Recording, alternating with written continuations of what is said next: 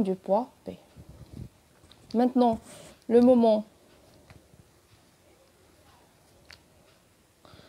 de la réaction R du mur, voilà, le moment de cette force, c'est R fois la distance. Maintenant, pour trouver la distance, toujours, on fait le prolongement de la ligne d'action de la force et l'axe de rotation. La distance, c'est celle-là. Donc voilà la distance qu'on cherche. Je vais nommer ce point-là H'. Donc la distance H'(B).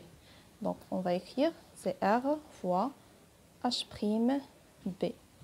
Ce moment, est-ce qu'elle est positive ou bien négative? Donc puisque la réaction R essaie de faire tourner la poutre dans ce sens, dans le sens positif, donc on aura le moment de R, elle est positive. Donc je vais écrire ici plus. Donc R fois H'(B). Maintenant, je vais exprimer H'(B) en fonction des données de l'exercice. Donc j'ai ici l'angle alpha. Donc, puisque cette droite-là et celle-là, ce sont deux droites parallèles, et ça, c'est une droite qui coupe les deux droites, donc on aura l'angle alpha, elle est ici. Ce sont deux angles internes alternes. Donc, cet angle, elle est là. H'(B), c'est le sinus, c'est l'opposé de alpha, donc on va utiliser le sinus. Donc, sinus alpha, c'est H'(B) sur AB. Donc, la distance H'(B), c'est AB fois sinus alpha.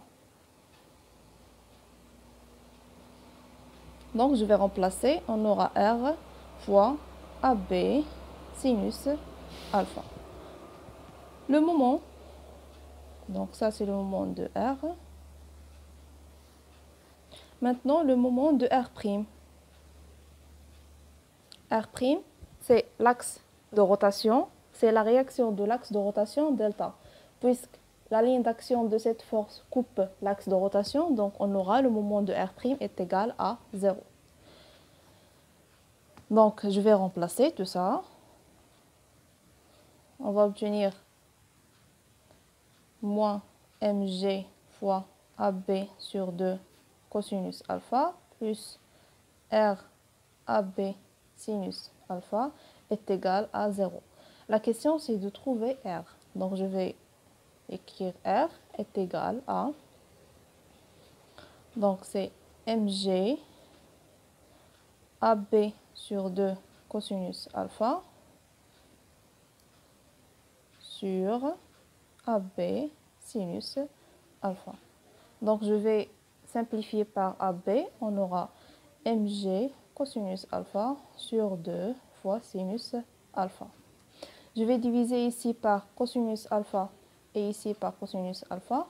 On va obtenir mg sur 2. Sinus alpha sur cosinus alpha, c'est le tangente d'alpha. Application numérique, R va nous donner, R c'est mg sur 2 tangente alpha, et vous allez trouver que R est égal à 54,5 newtons. Donc la troisième question, c'est de calculer R', l'intensité de la réaction de l'axe de rotation delta. Donc si vous remarquez ici, on a notre corps ou bien notre système étudié qui est la poutre, elle est soumise à l'action de trois forces. On a R', P, R, P et R'.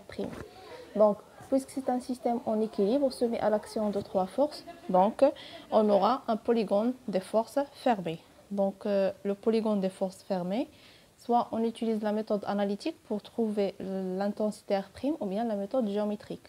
Dans ce cas-là, la méthode géométrique est plus simple. Donc, je vais écrire les intensités. L'intensité de P, c'est 1 fois G qui est 150 newtons. L'intensité de R, c'est celle-là que j'ai calculée, c'est 54,5 newtons. Et on a l'inconnu, c'est R'. Donc, on a 150 newtons, 54,5 newtons. Je vais choisir une échelle. Par exemple, à chaque 50 newtons, je vais lui associer 1 cm. Donc, on va tracer P avec 3 cm et R avec 1,1 cm. Donc, je vais garder les lignes d'action, les mêmes lignes d'action des forces. Donc, voilà le poids P.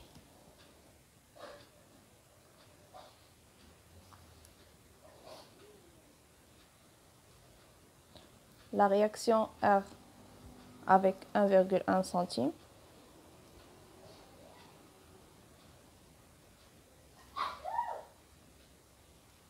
Et la troisième force pour avoir un polygone fermé, c'est celle-là. Voilà le vecteur R'.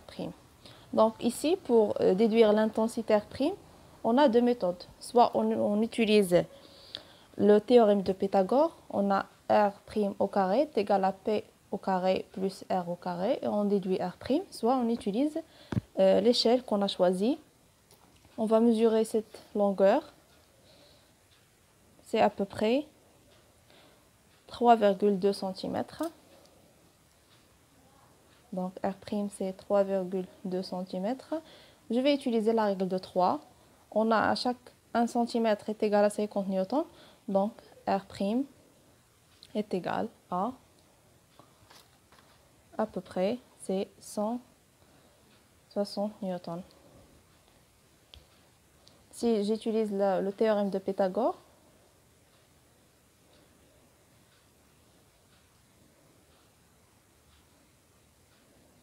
donc R' au carré est égal à P au carré plus R au carré. Donc R' c'est la racine de P au carré plus R au carré qui est égal à peu près à 159,5 newtons. Donc c'est à peu près le même résultat.